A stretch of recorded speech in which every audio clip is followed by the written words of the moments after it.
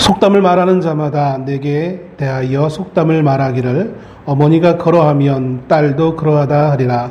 너는 그 남편과 자녀를 싫어한 어머니의 딸이요 너는 그 남편과 자녀를 싫어한 형의 동생이로다. 내 어머니는 헷사람이요 내 아버지는 아모리 사람이며 내 형은 그 딸들과 함께 내 왼쪽에 거주하는 사마리아요 내 아우는 그 딸들과 함께 내 오른쪽에 거주하는 소돔이라. 내가 그들의 행위대로만 행하지 아니하며 그 가증한 대로만 행하지 아니하고 그것을 적게 여겨서 내 모든 행위가 그보다 더 부패하였도다. 주 여호와의 말씀이니라. 내가 나의 삶을 두고 맹세하노니 네 아우 소돔 곧 그와 그의 딸들은 너와 내 딸들의 행위같이 행하지 아니하였느니라.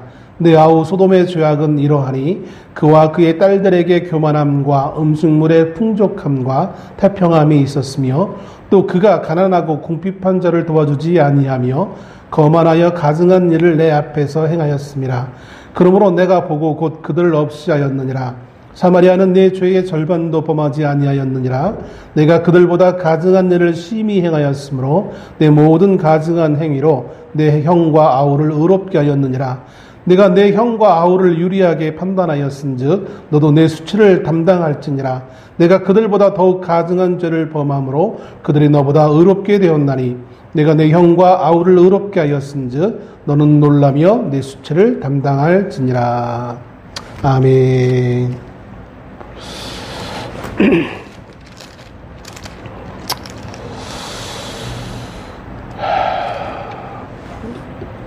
날씨가 참 더운 것 같습니다.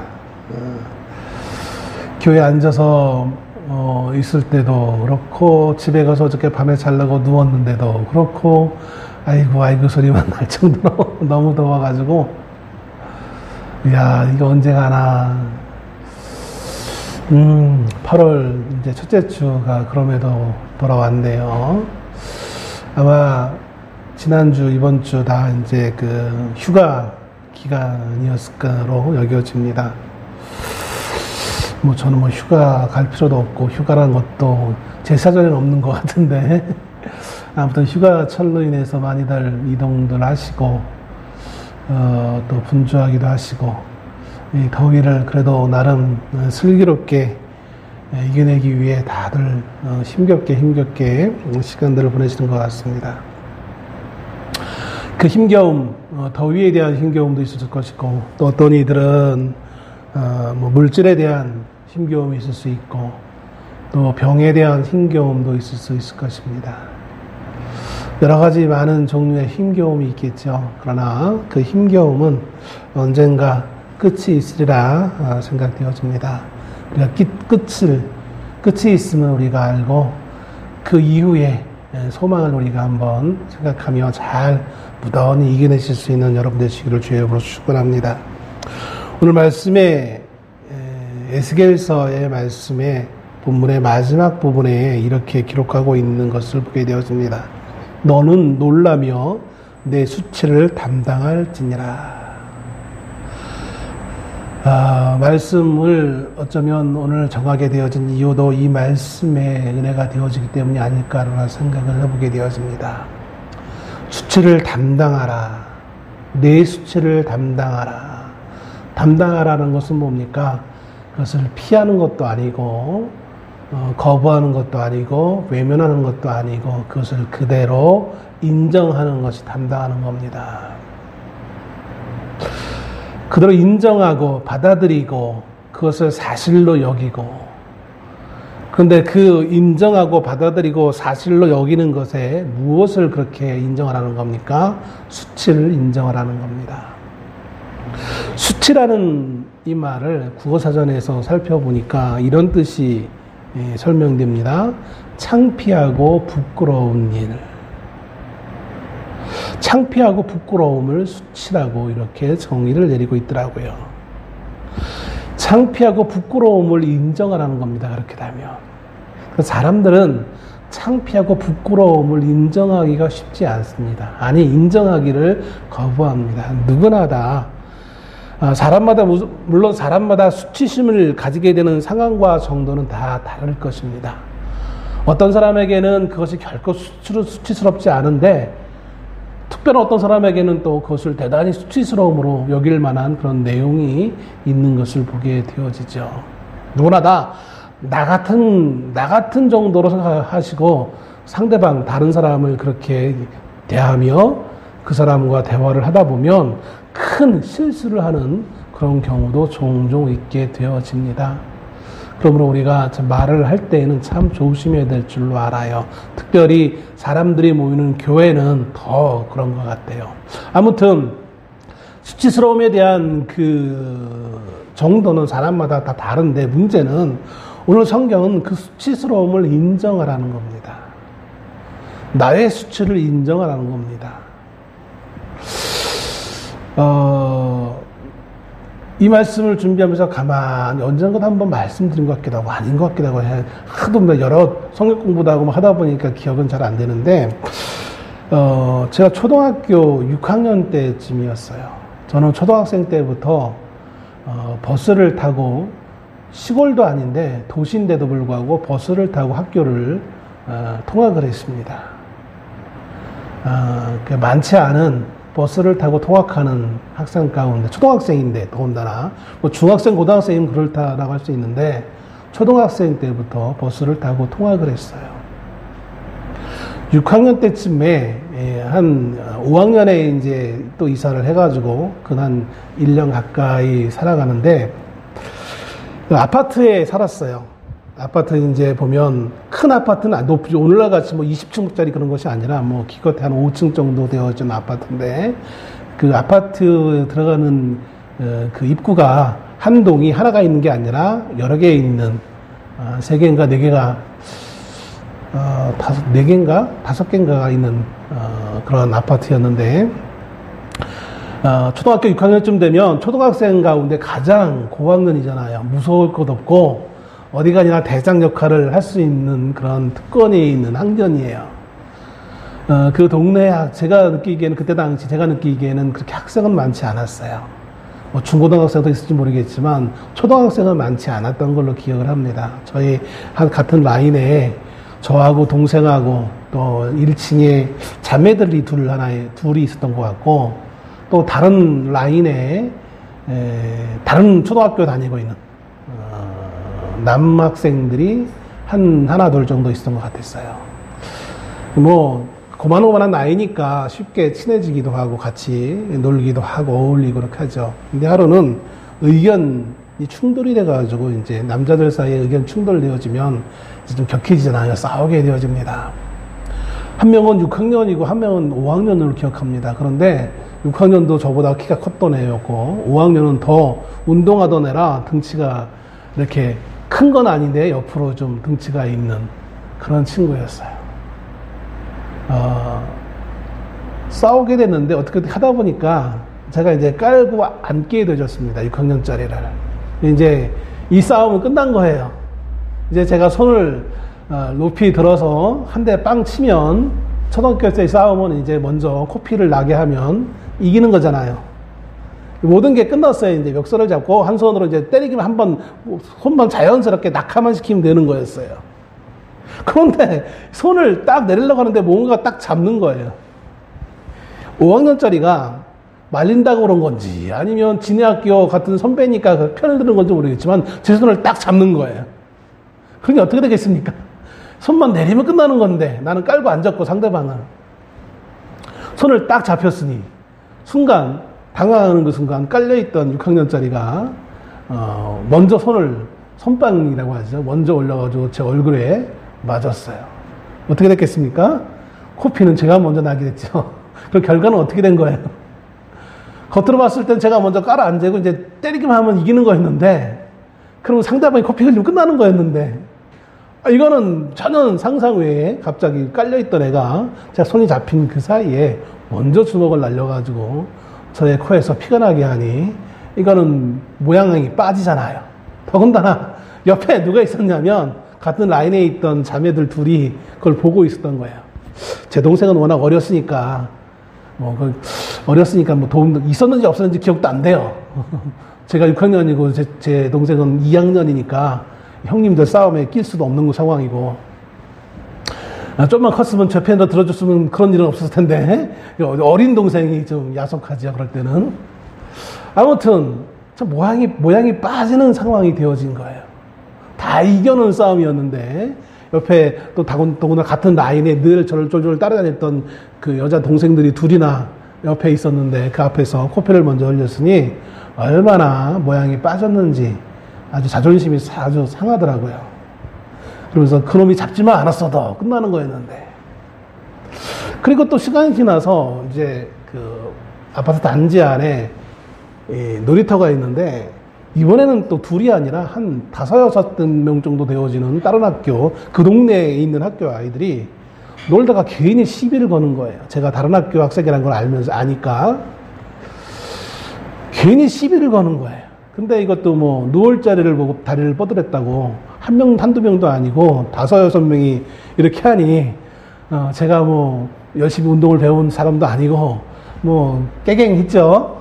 그거나 존심이 너무 얼마나 상하는지 집에 와가지고요. 어떻게 복수를 했냐면 제 나름 초딩 6학년의 그 어리석은 생각에 집에 이제 박스들이 여러 개 있었어요. 박스 안에 뭐 옷 같은 것도 담아놓고 있는 박스가 몇 개 있는데 그 박스에다가 글을 막 적는 거예요. 무슨 학교 그 학교에 대한 욕을 막 써놓는 거예요. 그때 당시에는 그 어린 나이에 통쾌했어요. 근데 나중에 시간이 지나서 제가 이제 그 박스가 없어지지도 않고 몇 년을 그렇게 있더라고요.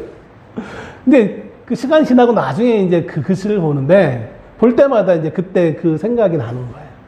얼마나 그게 부끄럽고, 그 친구들한테 한 대 맞고 코피를 난 거, 혹은 5-6명 그 시비 거는데 아무 제가 대응을 못한 거, 그게 부끄러운 게 아니라 그 이후에 저의 행동이, 그 소심한 복수라고 한 그 저의 행동이 얼마나 부끄러운지 아마 아무도 모를 거예요. 그거는. 지금 제가 이렇게 말하니까 저희 부모님도 모르세요. 그렇게 박스에 글을 써놨는데도 저희 어머니가 아무 말도 안 하고 이거 왜 이렇게 썼니? 그런 말도 전혀 안 하시는 거예요. 그걸 알고 있었는지 모르고 있었는지 모르겠는데 아무튼 물어보지도 않는 거예요. 제 동생이 썼다고 그렇게 생각하셨던 건지 모르겠는데 아무것도 물어보지 않아요. 저만 알고 있는 거예요. 나중에 시간이 지난 다음에 중학생쯤 돼가지고 그걸 보니까 그게 얼마나 부끄러웠는지 정말 참 유치하다 유치해. 그런 생각이 들었던 기억이 납니다. 오늘 수치스러움을 담당하라는 말씀을 보니까 그것이 제일 먼저 떠오르더라고요. 사람들은 누구나 이 수치스러운 경험이나 상황들이 기억에서 없어지거나 다른 이들이 이 상황을 알지 못하기를 원합니다. 세상 누구나 자신의 그 수치스러운 그 과거의 모습들을 좀 완전히 삭제되어지기를 원하죠. 또 아니 어쩌면 어떤 이들은 자신의 그 수치스러움을 그것이 수치라는 상황도 모르는 것 같아요. 이번에 그 방통위원장 그 청문회를 보니까 저럴 수 있을까라고 할 정도로 참 말도 안 된다라는 그런 생각이 들더라고요. 저희 사람 좀 그만 좀 말하라고 하는데 제가 딱 볼 수 있는 시간이 그 시간밖에 없어요. 아침에 밥 먹고 씻고 하는 그 순간 좀 요즘 더군다나 땀이 많이 나니까 선풍기 앞에 앉아가지고 몸을 좀 식히면서 그 시간 외에는 이제 볼 시간이 없으니까 저거라고 이제 그 시간에 보는 거예요. 보다 보면 어떻게 사람이 저럴 수 있을까? 그래도 한때는 명망이 있는 기자였는데 어떻게 저런 모습을 가지고 있을까라고 할 정도로 참 대한민국의 현실이 눈 가놓게 얘기하더라고요. 나라가 발전하면서 그것이 경제적으로 아니면 정치적으로 또 사회적으로 문화적으로 점점 나라가 발전하는 나라는 그 도덕적 기준도 점점 올라갑니다. 예를 들어서 옛날에는 우리가 버스 안에서 아무나 남성들이 그냥 담배를 폈단 말이에요. 근데 지금은 그런 사람이 없잖아요. 혹 간혹 가다 한두 번 요즘 언론에 보니까는 한두 번 나오는 경우도 있더라고요. 그래서 저 사람은 우리나라 사람이 아니고 어느 외국 노동자일 거야라고 이런 식으로 이제 위안을 삼는데 저 학생 때만 해도 버스 안에서 담배 피는 거는 너무나 당연한 것이었어요. 뭐 식당 가서 담배 피우는 것도 너무나 당연한 것이었고, 그런데 어느 순간 한국 사회가 발전하면서 그런 모습이 자연스럽게 사라지잖아요. 그만큼 한국의 도덕적 기준, 성숙도가 높아진 것이죠. 과거에는 그건 뭐 죄도 아니야라고 생각했던 것이 지금은 건조 사회적으로 지탄받아 마땅한 걸로 여기는 그런 도덕적으로, 경제적으로 우리가 성장하면서, 문화적으로 성장하면서 우리의 도덕도 많이 기준이 높아졌죠. 그런데 높아졌던 그 기준이 요 몇 년 사이에 너무나 많이 급전직하게 떨어지는 그런 모습을 보게 되어집니다. 한국 사회가 점점 더 퇴보되어지는구나 라는 걱정이 앞서는 것을 보게 되어집니다. 수치스러운 것을 당연히 수치스럽다고 여겨야 되는데 수치스럽지 않다고 생각되어지고, 수치스러운 걸 수치스럽다고 여겨야만 비로소 이제 그것을 고치든지 아니면 좀 나쁘게 생각하면 그걸 뭐 삭제하든지 하는데, 전혀 그것이 수치스럽지 않기 때문에 그거에 대한 그 어떠한 동요도 없는 사람들의 모습을 보면서 이 사회가 참 어떻게 변화될는지 참 한 사람의 목회자로서 염려스러울 수밖에 없는 상황에 직면한 것이 참 안타까운 것을 봅니다. 아무튼 세상은 그 수치스러움을 느끼고 사람들은 그 수치스러움을 기억해서 삭제하기를 원합니다.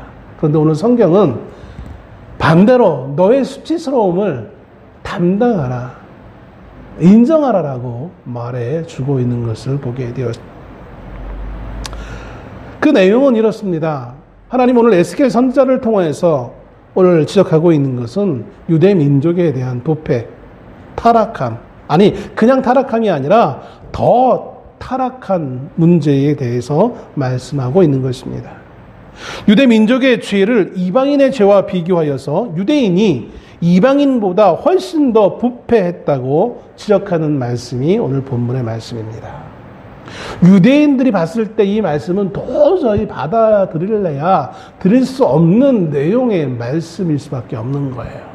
그런데 그럼에도 불구하고 유대인이 이 말씀에 귀를 그래도 기울일 수밖에 없는 것은 그들의 처한 현실이 이 말씀을 그래도 받아들인다, 인정하기보다는 그래도 그 말씀을 들을 수밖에 없는 상황이 되어진 것이죠. 왜냐하면 그들의 민족이 외세의 침략을 받아 그 나라가 무너지고 그들이 포로로 사로잡혀갈 수밖에 없는 상황에 직면하자 결국 그들은 현실의 그 어려움이, 현실의 고난이 어디에서 온 것인가. 물론 어떤 이들은 뭐 그렇게 동의하지 않는 이도 있을지 모르겠다. 대부분의 사람은 동의하지 않지만 그래도 일부 깨어있는 사람들은 그들의 그 고난이 자신들의 죄에 기원하고 있다는 사실을 어렴풋이 알게 되어지고, 그런 자들은 오늘 하나님의 말씀을 직면하게 됐을 때에 정말 손을 칠 수밖에 없는, 가슴을 칠 수밖에 없는,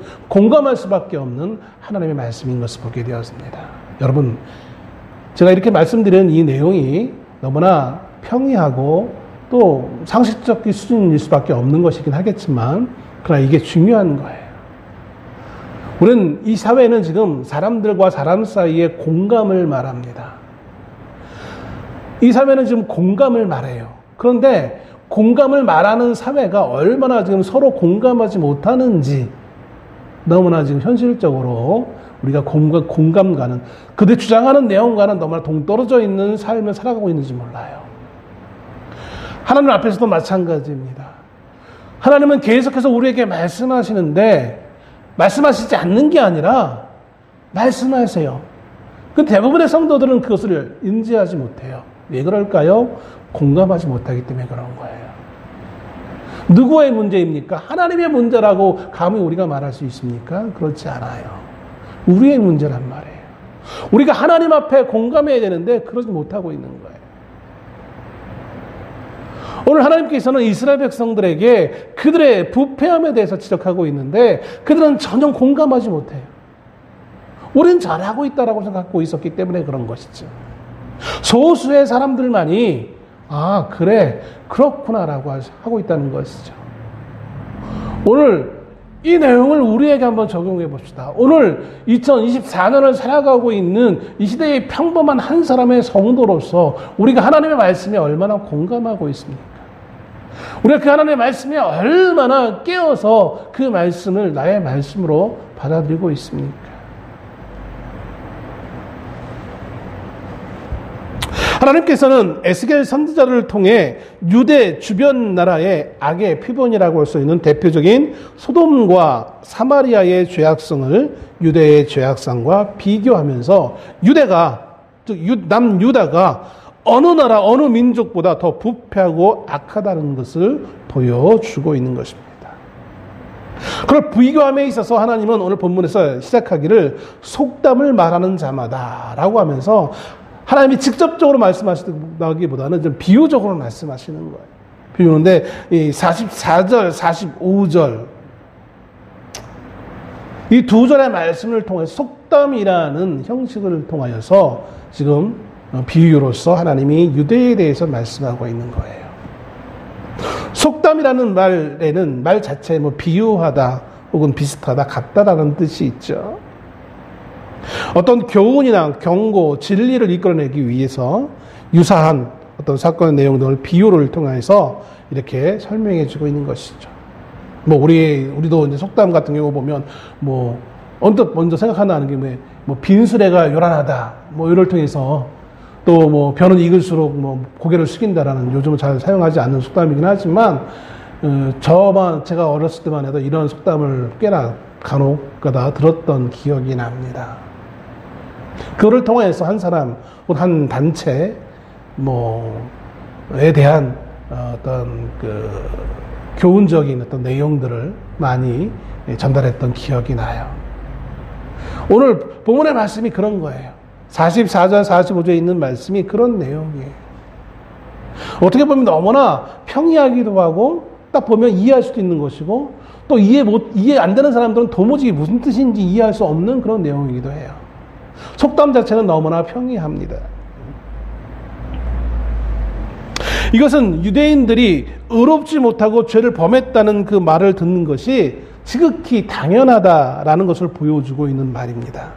그렇기 때문에 어머니가 그러하면 딸도 그러하다 하리라라는 말로서 말씀을 하고 있는 것이죠. 속담을 말하는 어떤 특정한 어떤 일을 상정하고 이렇게 그런 말하는 자가 아마 이것은 이제 하나님을 대입하시면 좀 더 이해하기가 쉬울 것 같아요. 하나님이 이렇게 지금 유대인들에게 말씀하고 있는 거예요. 어머니가 그러하면 딸도 그러하다. 이건 아마 우리 속담에 이런 거 있죠. 콩 심은 데 콩 나고 팥 심은 데 팥 난다는 말을 그대로 하는 거예요. 그 어머니의 그 자식, 그 아버지의 그 자식, 그럼 똑같은 어떤 그런 표현이라고 생각되어집니다.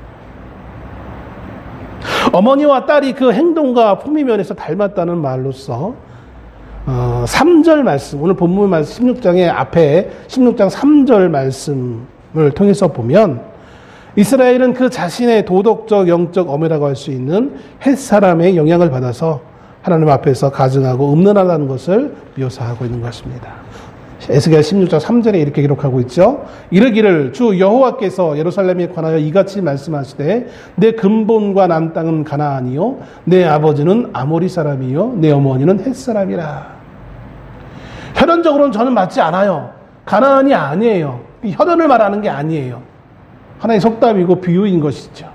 그런데 유대 민족이 가나안 땅에서 원래 살았던 원주민들, 그리고 그곳에 먼저 이주해 있었던 헷 족속들과 조금도 그들의 삶의 방식이, 또 그들의 사고관이, 가치관이 조금도 다를 바가 없다는 사실을 말씀해주고 있는 거예요. 그래서 그들이 너희의 지금 아버지, 어머니라고 표현하고 있는 거예요. 혈연적으로는 전혀 아니지만 그들이 유대인들이 하는 그 사고 방식, 그들의 그 가치관, 살아가는 그 어떤 모양들을 보면 그들이 가나안의 원주민이라고 할 수 있었던 아모리 사람, 또 헷 사람을 부모로 둔 자식과 같은 그런 모습과 별반 차이가 없음에 대해서 말씀해주고 있는 것이죠. 그래서 45절에서 여기 아버지는 아모리 사람, 어머니는 헷 사람이라고 표현하고 있는 것입니다.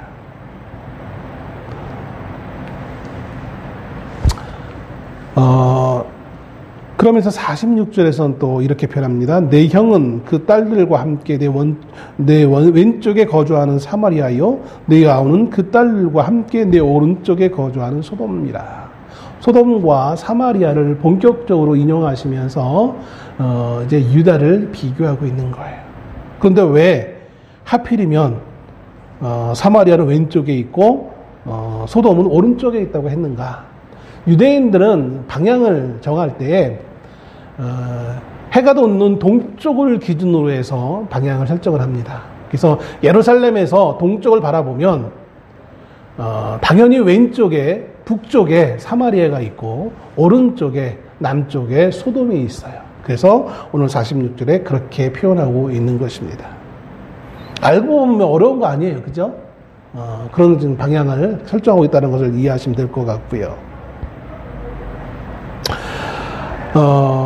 이처럼 하나님께서는 에스겔 선지자를 통해서 이스라엘을 거룩한 조상의 후손, 아브라함의 후손이 아니라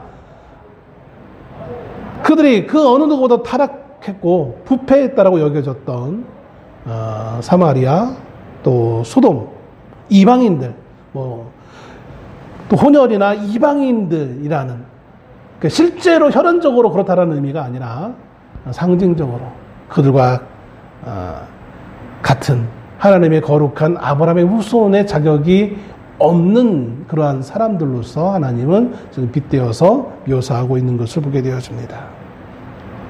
심지어 47절에 와서는 어떻게 말씀하시냐면 유대인들이 그들의 어머니와 형보다 훨씬 더 악했다라고 말씀합니다. 47절, 내가 그들의 행위대로만 행하지 아니하며 그 가증한 대로만 행하지 아니하고 그것을 적게 여겨서 내 모든 행위가 그보다 더욱 부패하였도다. 그것을 적게 여겨서, 그러니까 사마리아와 소돔이 했던 그 악보다 그것을 악으로 여기지 않고, 그래서 그렇기 때문에 너무나 평이한 것, 익숙한 것, 당연한 것, 일반적인 걸 여겼기 때문에 그것이 하나님 보시기에 죄였는데도 불구하고 그것을 죄로 여기지 않고 그렇게 당연히 그보다 훨씬 더 큰 죄들을 당연하게 너무나 익숙하게 범했던 유다의 모습을 지적하고 있는 것을 보게 되어집니다. 오늘 우리의 삶의 모습 가운데 이와 같은 동일한 모습이 있지 않는가 우리가 돌아봐야 될 줄로 압니다. 더욱 부패했다고 하나님 말씀하시는데 우리는 그 기준을 하나님의 기준에 두고 있는 것이 아니라 사람들의 기준에 두면서 우리는 살아가요. 그러면서 마치 대단히 나는 청렴하고 도덕적이다라고 착각하며 인생을 살아가요. 이쯤 되면 나는 하나님의 말씀을 너무 잘 지키는 사람이야. 저 옆에 있는 저 김 집사는 뭐 저렇게 엉터리인데 그래도 나는 그래도 이 정도는 하고 있잖아. 그럼 하나님 앞에 우리의 인생은 누구와 비교하는 인생이 아니에요. 누구처럼의 인생이 아니라는 거예요. 나는 나고 너는 너고 그 사람은 그 사람 단독자로서 하나님 앞에 서 있는 것이지 누구와 비교 상대 우위적으로 내가 좀 잘했기 때문에 난 하나님 앞에 더 사랑받을 만한 자격이 있어. 천만의 말씀이에요. 하나님 그렇게 여기시지 않는다는 거예요. 하나님이 우리를 구원하시면 우리가 더 우월해서 구원하신 것이 아니라 그냥 하나님의 일방적인 선택이고 일방적인 건져내심이었어요.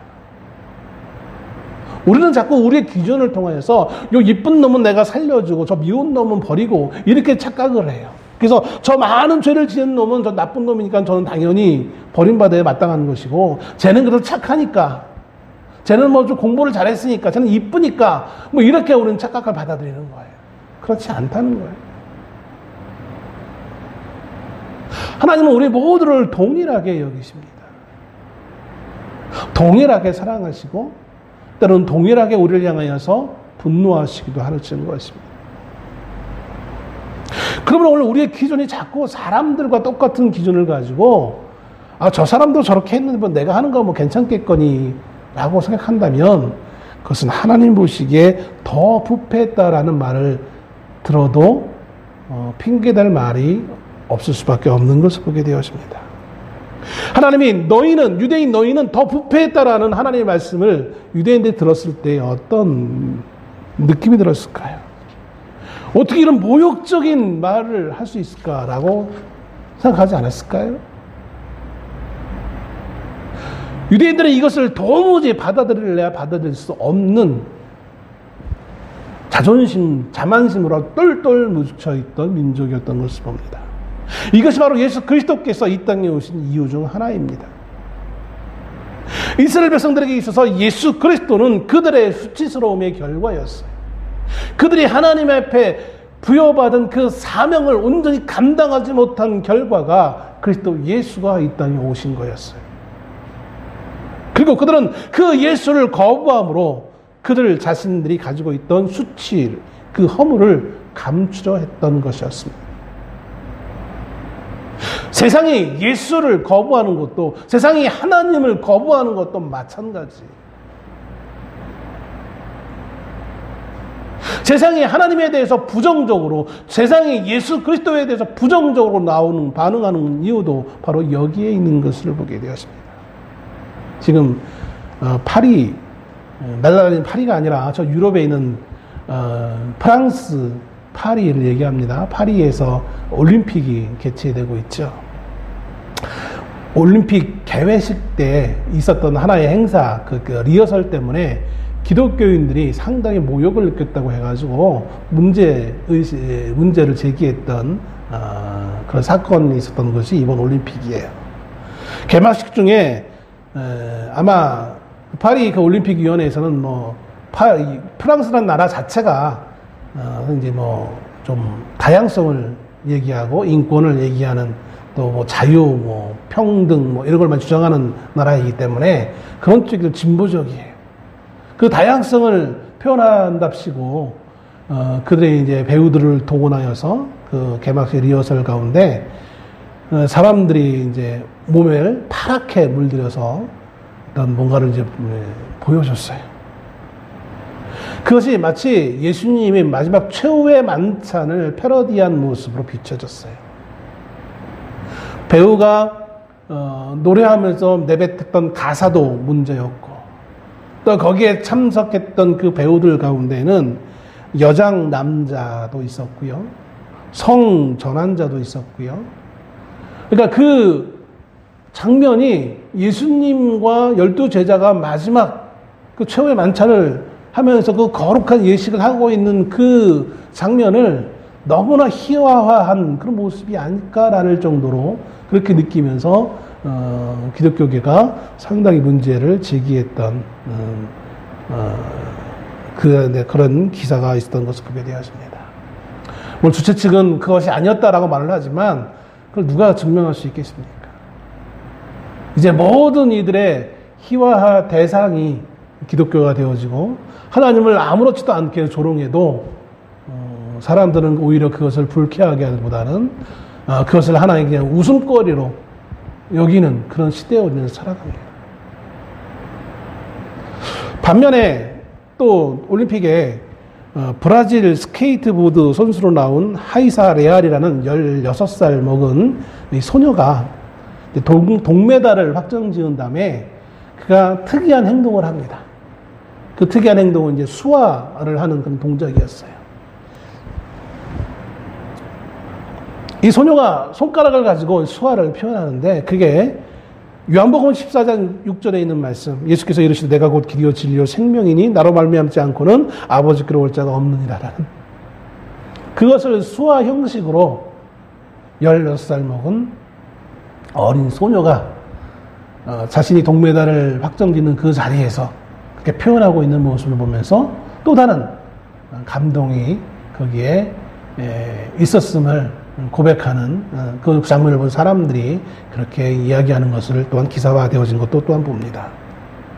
한쪽에서는 하나님을 조롱하고 모욕하고 너무나 그것을 익숙하고 자연스럽게 여기는 그런 모습이 있는 반면에 또 한편에서는 하나님께 자신의 믿음을 표현하는 우리의 모습은 어떤 모습으로 살아가고 있습니까?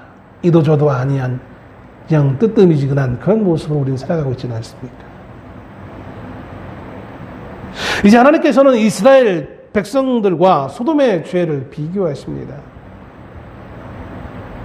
오늘 말씀을 통해서 오늘 우리는 어느 위치에 있는지 우리가 한번 돌아볼 수 있는 우리가 될 수 있기를 소원합니다.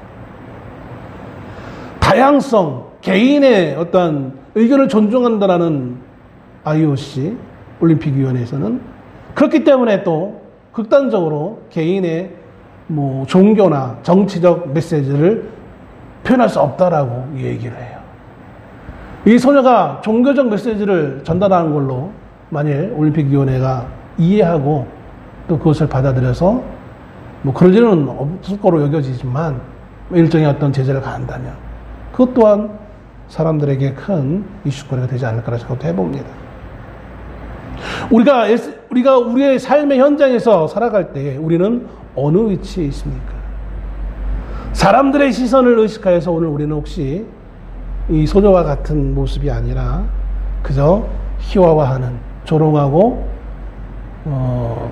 하나의 웃음거리 여기고 있는 그 세상 앞에 우리는 그저 모른 척 그런 일 없는 것처럼 이렇게 대부분 여기면서 아니 어쩌면 그 대열에 같이 합류하여서 우리가 그냥 그럭저럭 살아가고 있는 우리의 모습은 아닙니까? 하나님은 이스라엘의 그 죄에 대해서 이제 소돔과 비교하시는데 49절 말씀부터 말씀합니다. 네 아우 소돔의 죄악은 이러하니 라고 표현하고 있죠. 그 첫째는 그와 그의 딸들에게 교만함이라는 것입니다. 소돔이 그 어떤 재앙도 두려워하지 않을 정도의 방종에 빠진 이유는 바로 이 교만함 때문입니다. 우리가 오후에도 이사야 강해를 하고 있는데 우리가 지난주에도 봤었고 그 전주에도 봤었고 그 모압의 또 주변의 모든 나라들의 가장 큰 부패한 원인이 어디에 있었냐면 바로 이 교만함이었던 것을 보게 되어지죠. 이 소돔도 마찬가지예요. 이 교만함이 그들로 하여금 하나님 앞에 두려움을 모르는 담대함을 마치 우리 속담 가운데 하룻강아지 법무서운 줄 모른다는 표현처럼 모르기 때문에 그 교만함으로 그들의 죄가 더욱더 커지는 것을 보게 되었습니다. 그 교만함으로 말미암아 하나님을 인정하지 않는 심지어 어떤 이들은 하나님을 멸시하는 데까지 이르는 그리고 이 하나님을 인정하지 않는 데에서 주변에 있는 사람들을 압박하고 또 사람들의 것을 주변 사람들의 것을 착취하는 현상의 원인이 되어지는 것을 보게 되었습니다. 평범한 일반인들에게는 해당되지 않을 수도 있겠죠. 그런데 그 직위가 높아지고 가진 것이 많아지면 많아질수록 성경은 그것을 뭐라고 얘기하냐면 하나님의 은혜의 선물이에요. 그것은 그 사람에게 그 사람이 그저 혼자 즐기고 독식하라고 하나님이 허락하신 것이 아니라 하나님이 더 가지지 못한 자들 상대적으로 압박당하는 자들을 위해 사용하라고 그들에게 준 선물이라고 표현하고 있는 것을 봅니다. 그런데 우리는 그것을 그렇게 활용하지 않고 마땅히 내가 열심히 해서 나의 노력으로 나의 실력으로 얻은 것이기에 내가 이것을 왜 저들에게 나눠줘야 돼? 빼앗겨야 돼? 라는 생각하면서 오히려 더 그들의 것을 빼앗기 위해 더 여러 가지 정의롭지 못한 행동으로 빼앗는 그런 모습을 심심치 않게 발견하게 되어지는 것을 봅니다. 그것이 믿지 않는 자라면 그럴 수 있어요. 그러나 믿는 자라면 도무지 그 대열에 합류해서는 안 된다는 거예요. 왜냐하면 그것은 단지 인간과 인간 사이의 문제가 아니라 그 인간을 창조하시고 인간을 돌보시는 하나님이 계시기 때문에 그런 거예요. 그 하나님의 손길을 인지하지 못한 그 교만함, 하나님 그 교만함을 지적하고 있는 거예요. 두 번째로 교만함 외에 두 번째는 음식물의 풍족함입니다. 좀 전에 말씀드린 것과 조금 동일한 겹치는 부분도 없잖아 있을 수 있겠지만 우리는 먹고 마시는 것이 풍성할 때 자주 사치에 빠지게 되어집니다.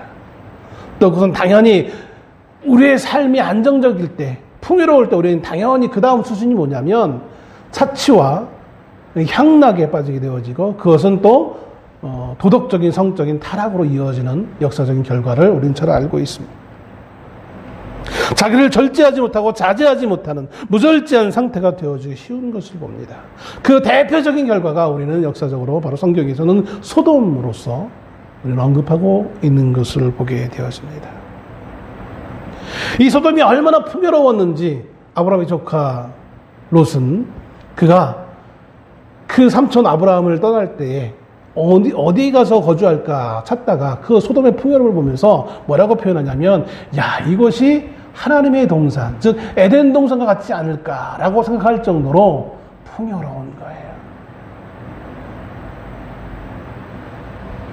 그래서 롯이 그쪽에 거주하기를 주저하지 않고 롯이 그 소돔을 선택하여서 그곳으로 가서 살았던 것을 보게 되어집니다.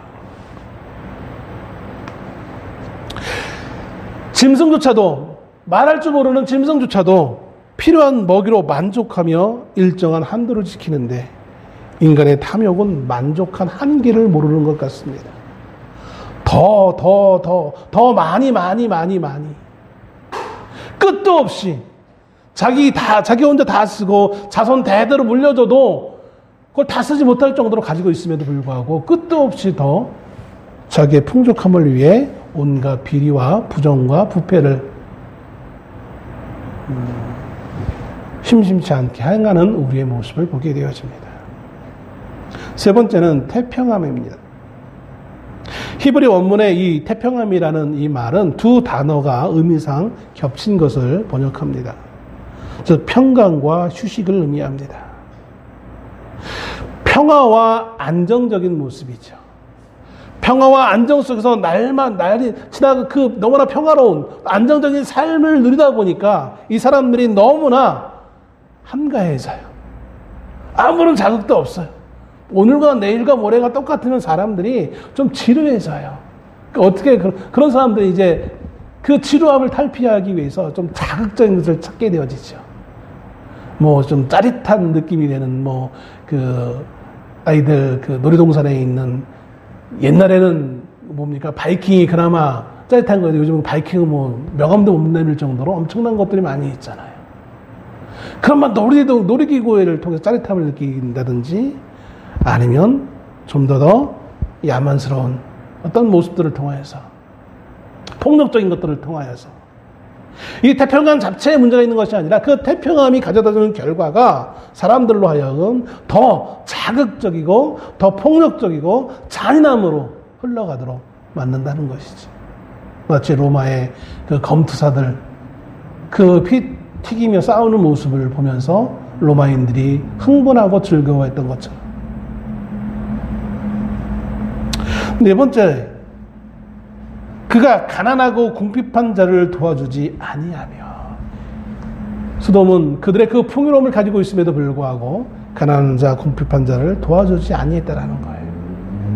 한 사람의 나그네가 들어왔을 때 그 나그네에게 쉴 만한 장소를 해줘야 되는데 그것조차도 제공해 주기를 거절했던 이들, 그들이 소돔이었다는 사실인 것입니다. 마지막으로 다섯 번째 50절 말씀에 보면 거만하여 가증한 일을 내 앞에서 행하였음이라. 앞에서 말했던 교만과 비슷하죠. 가증한 일을 내 앞에서, 이 하나님 앞에서 행했다라는 거예요. 소돔의 이 가증한 일, 소돔이 행했던 이 거만해서 행했던 이 가증한 일은 어떤 것이었겠습니까? 보편적으로 우리 보수적인 기독교계에서는 이것을 성적인 범죄로 특히 이제 동성애로 해석을 하고 있습니다. 창세기 18장 20절, 21절 이렇게 말씀하고 있죠. 여호와께서 또 이르시되 소돔과 고모라에 대한 부르짖음이 크고 그 죄악이 심히 무거우니 내가 이제 내려가서 그 모든 행한 것이 과연 내게 들린 부르짖음과 같은지 그렇지 않은지 내가 보고 알려 하노라. 하나님이 두 천사를 보내서 이 소돔을 멸망하시기 전에, 심판하시기 전에 그 모든 그 부르짖음을 확인하시죠. 이 부르짖음은 누구의 부르짖음입니까? 주변에 있는 사람들의 부르짖음이에요. 소돔 사람들로 인하여서 억압받고 있던 사람들의 부르짖음이에요. 그러니까 어떤 진보적인 입장에 있는 사람들은 그래서 이 말씀을 인용을 하면서, 야, 소돔의 그 멸망의 원인이 성적인 죄가 아니야, 이렇게 얘기해요. 단지 부르짖음을 보고 이들의 어떤 다른 죄 때문에 이들이 풍요와 이런 것 때문에 죄를 심판을 받은 것이지 성적인 죄가 아니야 라고 말을 해요. 그러나 이 창세기 18장에서 하나님이 말씀하셨던 것은 사람들에게서 주어졌던 그 부르짖음을 얘기하는 것이에요. 하나님 앞에서 범했던 것이 아니라 하나님과 관련되어지는 하나님의 창조 질서와 관련되어지는 것이 아니라 사람들을 앞에서 행했던 그들의 앞에서 말했던 풍요롭지만 가난한 자들 도와주지 않고 남의 것을 빼앗고 폭력적인 모습을 보였던 또 그런 것들을 얘기하고 있는 거지 이 성적인 것을 말하고 있는 것은 아니에요. 그래서 성적인 것은 어디에 또 기록되어 있느냐? 그래서 신약성경에 다른 곳에도 분명히 기록하고 있어요. 특별히 제가 예전에 성경 공부 시간에 말씀을 드렸지만 거만하여 가증한 일, 이 가증한 일에는 어떤 것이 포함되지냐면 레위기 18장 22절에 보면 이렇게 기록합니다. 너는 여자와 동침함 같이 남자와 동침하지 말라. 이는 가증한 일이니라. 분명히 가증한 일이에요. 또 베드로후서 2장 7절에도 분명하게 무법한 자들의 음란한 행실로 말미암아 고통당하는 의로운 롯을 건지셨으니 라고 분명히 말하고 있어요.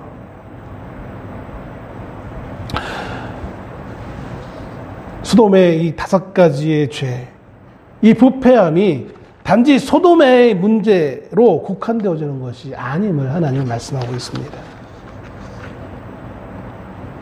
52절에 내가 내 형과 아우를 유리하게 판단하였은지 분명히 그 소돔의 죄가 있음에도 불구하고 그 죄에 대해서 그 죄를 죄로서 여기지 아니하고 판단했다는 것은 심판하다는 의미입니다. 유대인들이 사마리아를 이방인과 혼인한 하나님의 백성으로서 해서는 안 될 죄를 범한 자들이라고 그렇게 판단을 했어요.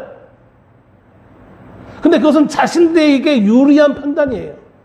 그건 사마리아인들만 판단했지 정작 자신들 안에 있는 그 죄에 대해서는 전혀 돌아보지 않은 거예요. 유대인들은 분명히 사마리아와 소돔의 그 멸망에 대해서 그들 눈으로 직접 그것을 보고 경험한 사람들입니다. 그럼에도 불구하고 그들은 그것을 깨닫지 못합니다. 남의 일로 여기고 무시해버립니다. 그러나 하나님의 백성은 누구보다도 더 그것에 민감해야 되는 거예요. 오늘 성도들은 하나님 앞에서 이 수치스러움에 대해서 민감해야 돼요. 이것을 단지 세상 사람들이 생각하는 것처럼 그냥 없었던 일로 여기고 좀 감춰버리고 삭제시키면 될 걸로 생각하면 안 된다는 거예요. 세상 모든 사람들이 그렇게 다 하고 있는데 이렇게 여겨서는 안 된다는 거예요. 우리의 도덕적인 모습이 우리를 구원하는 것은 아니에요. 그러나 구원 이미 받은 우리로서 그 도덕적이지 못한 모습을 보고 그것을 우리가 그냥 아무렇지 않은 듯 그걸 허용하고 인정하면 어느 순간 나조차도 거기에 물들어서 그보다 훨씬 더 악한 죄를 범하고 있는 나의 모습이 발견되어진다는 거예요.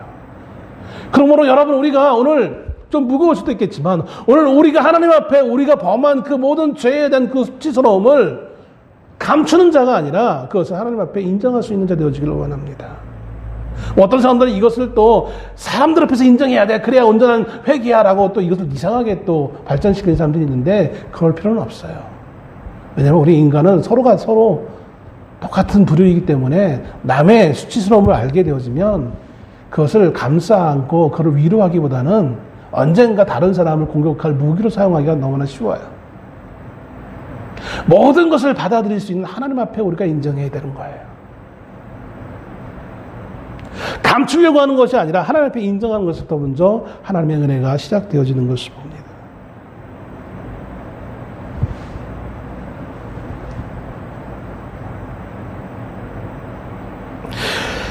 에스겔 16장 마지막 절에 이렇게 기록합니다.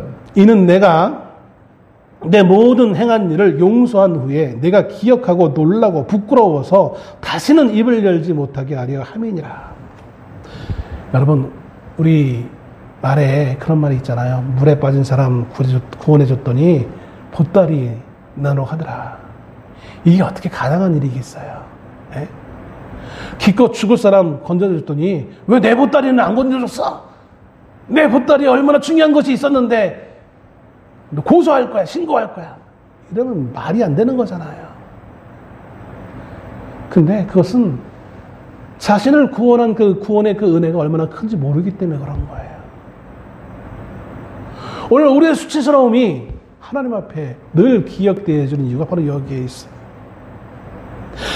이 많은 부패함에도 불구하고 하나님은 심판하세요. 그런데 그 심판은 그냥 멸망의 심판이 아니라 그럼에도 불구하고 그 심판 가운데서라도 하나님의 백성을 구원하신다는 약속이 있어요. 시간관계상 중간의 내용으로 다 건너뛰었습니다. 그 죄에도 불구하고 하나님은 그래도 내가 너와 언약을 맺었으니까 그래도 내가 너를 구원하겠다라는 거예요. 그런데 문제는 구원받은 이후에 혹여 마치 물에 빠진 자 구원해줬더니 보따리 내더라는 것처럼 왜 하나님은 나를 살려줘서 혹은 왜 하나님 나에게 이것을 안 주고 저것도 안 주고 그것도 안 줘서 이렇게 하나님을 원망할까 봐 우리가 명백히 기억해야 될 우리의 수치스러움을 기억하라는 거예요. 그래야만 하나님 앞에 또 다른 범죄를 범하지 않기 때문에 그런 거예요.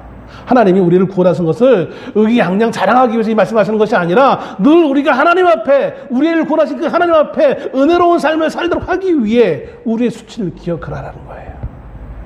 이 말은 우리 그 많은 수치에도 불구하고 하나님 우리를 구원하시겠다라는 그 약속이 전제되고 있어요. 그리고 우리가 이렇게 앉아있는 이유는 내가 잘했기 때문이 아니에요. 내가 성공했기 때문에 교회에 나와 있는 거 아니에요.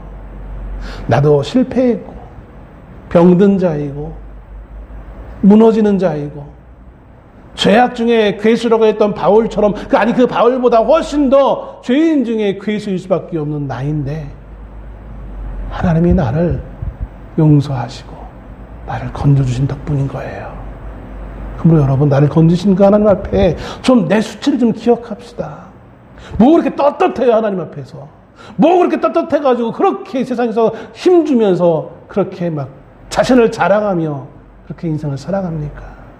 나처럼 이렇게 성공한 자가 어딨냐고 어떻게 그렇게 쉽게 말할 수 있어요?